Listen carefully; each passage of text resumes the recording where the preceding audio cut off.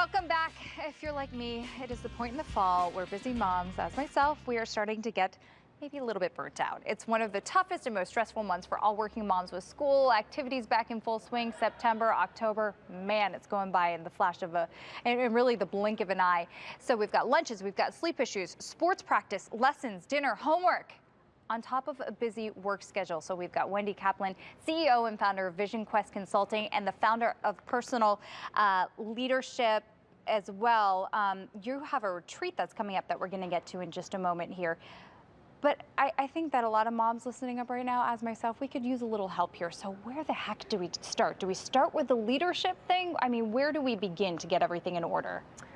We have 20 years of experience developing leaders in companies, working with executives in Fortune 500 companies all over the world, and many of them located here, right here in New England.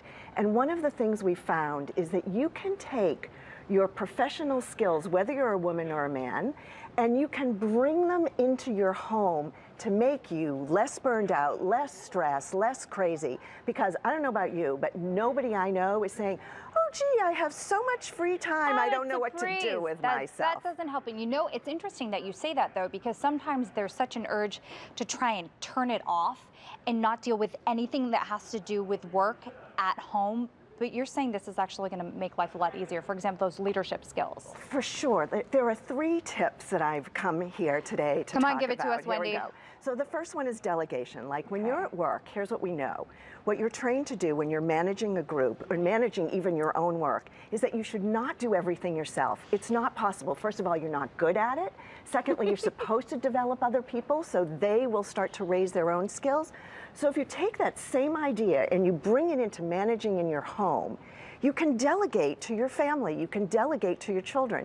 My kids started doing their own laundry when they entered middle school. Oh, I like this idea. So laundry, you can have them help to prepare or plan for dinners, chores around the house.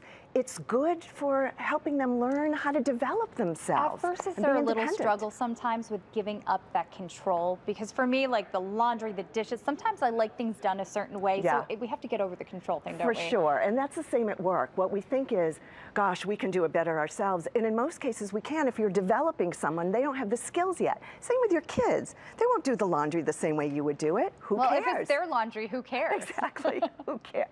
So the second tip I have is white space. So there's a new trend in leadership now and in business where companies, I have clients who are doing this now too, are taking their hour-long meetings and reducing them down to 45 minutes.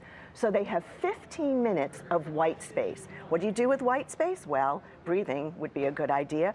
Writing yourself a note about something that happened in the meeting that you need to remember for later on when you have time to deal with it. Planning, getting ready for the next meeting that you're off to go to. Maybe even having a minute to go to the bathroom, get a cup of tea.